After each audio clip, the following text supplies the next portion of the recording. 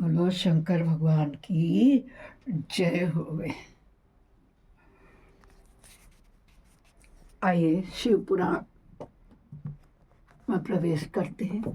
गजाननं भूतगणाधिसेवितं कद्भुतजम्बुफलचारुभक्षणम् उमासुतं शोकविनाशकारकं नमामि विघ्नेश्वरपादपङ्कजं नीलाम्बुश्यामलकोमलांगं सीतासमारूपित्वां भागं पाणो महासयचारुचापं नमामि रामं रघुवंशनाथं कर्पूरगौरं करुणावतारं संसारसारं भुजगेन्द्रहारं सदा वसन्तं हृदयारविन्दे भवानी सहितं नमामि। गुरुर्ब्रह्मा गुरुर्विष्णु गुरुर्देवो महेश्वर गुरु साक्षात् परब्रह्म तस्मै श्री गुरुवे नमः। त्वमेव माता च पिता त्वमेव बन्धुश्च सखा त्वमेव विद्या द्रविणं त्वमेव सर्वं मम देव देव आनंद कर सब संकट दूर। जो सेवक चरण पड़े सदा रहे भरपूर। तुम दाता हम मांगता दिया तुम्हारी खाए। तुम ऐसी जगदाता माता छोड़ तुम्हें किस दर जा सकता। भवानी दाहिनी सिद्धि करें गणे पंचदेव रक्षा करें ब्रह्मा विष्णु महेश। सर्वे भवन्तु सुखिनः सर्वे सन्तु निरामया सर्वे भद्राणि पश्यन्तु मा कश्चित् दुःखभाग् भवेत्। नमः शिवाय ओम नमः शिवाय। कथा सुनाते हैं जिसे श्रवण कर मिट जाती है जन्म जन्म की व्यथा। यही है शिव शंकर की कथा, यही है भोले बाबा की कथा। नमः शिवाय ओम नमः शिवाय ओम नमः शिवाय ओम नमः शिवाय ओम नमः शिवाय ओम नमः शिवाय। मेरे चैनल में सभी शिव भक्तों का स्वागत है। जो अभी सुनेंगे या जो बाद में सुनेंगे उन सभी को भी तहे दिल से बहुत बहुत धन्यवाद। शंकर भगवान सबकी रक्षा करें। हर हर महादेव।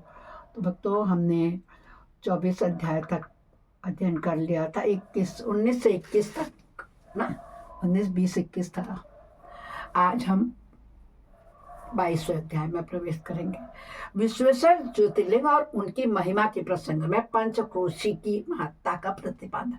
सूत जी कहते हैं, हे मुनिवरों, अब मैं काशी के विश्वेश्वर नामक ज्योतिर्लिंग का महात्म्य बताऊंगा जो महापातकों का नाश करने वाला है। तुम लोग सुनो। इस भूतल पर जो कोई भी वस्तु दृष्टिगत होती है ना, वह सब सच्चिदानंद स्वरूप निर्विकार एवं सनातन ब्रह्म रूप है। अपने कैवल्य अद्वैत भाव में ही और रमने वाले अद्वितीय परमात्मा में कभी एक से दो ही जानने की इच्छा प्रकट हुई, फिर वही परमात्मा सगुण रूप में प्रकट हो शिव कहलाए। वे शिव ही पुरुष और स्त्री दो रूप में प्रकट हो गए। उनमें जो पुरुष था उसका शिव नाम हुआ और जो स्त्री उसे शक्ति रख दिया गया। उन सच्चिदानंद स्वरूप शिव और शक्ति ने स्वयं अदृश्य रहकर स्वभाव से ही दो चेतना प्रकृति और पुरुष की स्त्री की सृष्टि की। मुनिवरों, उन दोनों माता पिताओं को उस समय सामने न देखकर वो दोनों प्रकृति और पुरुष महान संशय में पड़ गए। उस समय निर्गुण परमात्मा को आकाशवाणी हुई, तुम तीनों की तपस्या करनी चाहिए तुम्हें, फिर तुमसे परम उत्पत्ति सृष्टि का विस्तार होगा। वे प्रकृति और पुरुष बोले, प्रभु, शिव तपस्या के लिए तो कोई स्थान है ही नहीं, फिर हम दोनों उस समय कहाँ स्थित होकर आपकी आज्ञा के अनुसार तप करें। तब निर्गुण शिव ने तेज के सारभूत 5 कोस लंबे चौड़े स्तूप एवं सुंदर नगर का निर्माण किया जो उनका अपना ही स्वरूप था। वह सभी आवश्यक उपकरणों से युक्त था। उस नगर का निर्माण करके उन्होंने उसे उन दोनों के लिए भेजा। वह नगर आकाश में पुरुष के समीप आकर स्थित हो गया। तब पुरुष श्री हरि ने उस नगर में स्थिति हो सृष्टि की कामना से शिव का ध्यान करते हुए बहुत वर्षों तक जप किया। उस समय परिश्रम के कारण उनके शरीर से श्वेत जल की अनेक प्रकार की धाराएं प्रकट हुई, जिनसे सारा शून्य आकाश व्याप्त हो गया। वहां दूसरा कुछ भी दिखाई नहीं देता था। उसे देखकर भगवान विष्णु मन ही मन बोल उठे, यह कैसे अद्भुत वस्तु दिखाई देती है। उस समय इस आश्चर्य को देखकर उन्होंने अपना सिर हिलाया, जिससे उन प्रभु के सामने ही उनके एक कान से मणि गिर गई। जहां वह मणि गिरी वह स्थान मणिकर्णिका के नाम से महान तीर्थ बन गया। जब पूर्वोक्त जलराशि में वह सारी पंचक्रोशी डूबने और बहने लगी, तब निर्गुण शिव ने शीघ्र ही उसे अपने त्रिशूल के द्वारा धारण कर लिया। फिर विष्णु अपनी पत्नी प्रकृति के साथ वहीं सोए। तब उनकी नाभि से एक कमल प्रकट हुआ। उस कमल से ब्रह्मा उत्पन्न हुए। उनकी उत्पत्ति में भी शंकर का ही आदेश का कारण था। तदंतर उन्होंने शिव की आज्ञा पाकर अद्भुत सृष्टि प्रारंभ कर दी। ब्रह्मा जी ने ब्रह्मांड में 14 भुवन बनाए। ब्रह्मांड का विस्तार महर्षियों ने 50 करोड़ योजन का बताया है। फिर भगवान शिव ने यह सोचा कि ब्रह्मांड के भीतर कर्मपाश से बंधे हुए प्राणी भी तो मुझे कैसे प्राप्त कर सकेंगे। यह सोचकर उन्होंने मुक्तिदायिनी पंचक्रोशी की इस जगत में छोड़ दिया। यह पंचक्रोशी काशी लोक में कल्याणदायिनी, कर्मबंध का नाश करने वाली, ज्ञानदात्री और मोक्ष को प्रकाशित करने वाली मानी गई है। अतः मुझे परम प्रिय यह यहाँ स्वयं ही परमात्मा ने अविमुक्त लिंग की स्थापना की है। अतः मेरे अंशभूत हो, हे हरे, तुम्हें कभी इस क्षेत्र का त्याग नहीं करना चाहिए। ऐसा कहकर भगवान हर ने काशीपुरी को स्वयं अपने त्रिशूल से उतारकर मृत्यु लोक के जगत में छोड़ दिया। ऐसे है शंकर भगवान। ब्रह्मा जी का एक दिन पूरा होने पर जब सारे जगत का प्रलय हो जाता है, तब भी निश्चय ही इस काशीपुरी का नाश नहीं होता। उस समय भगवान शिव इसे त्रिशूल पर धारण कर लेते हैं। जब ब्रह्मा द्वारा पुनः नई सृष्टि की जाती है, तब इसे फिर से वो इस भूतल पर स्थापित कर देते हैं। कर्मों का कर्षण करने से ही इस पुरी को काशी कहते हैं। काशी में अभिमुक्तेश्वर लिंग सदा विराजमान रहते हैं। वह महापातकी पुरुषों को भी मोक्ष प्रदान करने वाला है। मनुष्य अन्य मोक्षदायक धामों में सारूप्य आदि मुक्ति प्राप्त होती है। केवल इस काशी में जीवों को सायुज्य नामक सर्वोत्तम मुक्ति सुलभ होती है, जिनकी कहीं भी गति नहीं है, जिनके लिए भी वाराणसी पुरी ही गति है। महापुण्यमयी पंचक्रोशी करोड़ों हत्याओं का विनाश करने वाली है। यहाँ समस्त अमरगण भी मरण की इच्छा करते हैं, फिर दूसरों की तो बात ही क्या है।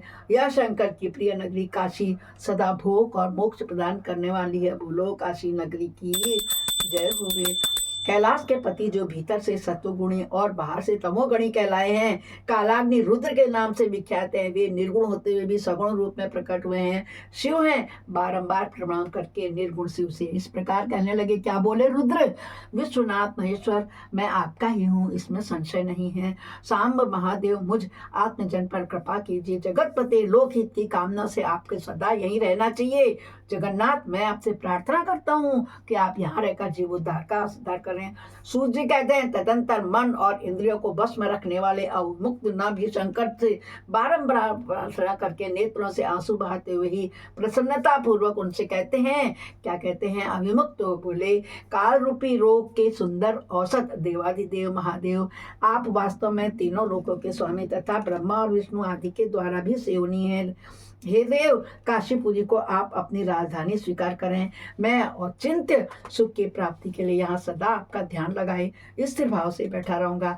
आप ही मुक्ति देने वाले हो, संपूर्ण कामनाओं के पूरक हो, दूसरा कोई नहीं है। अतः आप परोपकार के लिए उपमा सहित यहाँ विराज हो जाएं। विश्वनाथ ने भगवान सब यहाँ विराजमान है। सदाशिव विश्वनाथ भगवान, आप समस्त जीवों का संसार सागर से पार करें। हे हर, मैं बारंबार प्रार्थना करता हूँ कि आप अपने भक्तों का कार्य सिद्ध करें। सूर्य कहते हैं, हे ब्राह्मणों, जब विश्वनाथ ने भगवान शंकर से इस प्रकार प्रार्थना की, तब सर्वेश्वर शिव समस्त लोगों का उपकार करने के लिए वहां पर विराजमान हो गए। उस दिन से भगवान शिव काशी में आ गए। उसी दिन से काशी में सर्वश्रेष्ठ पुरी हुई। बोलो शंकर भगवान की जय हो गई। हर हर महादेव।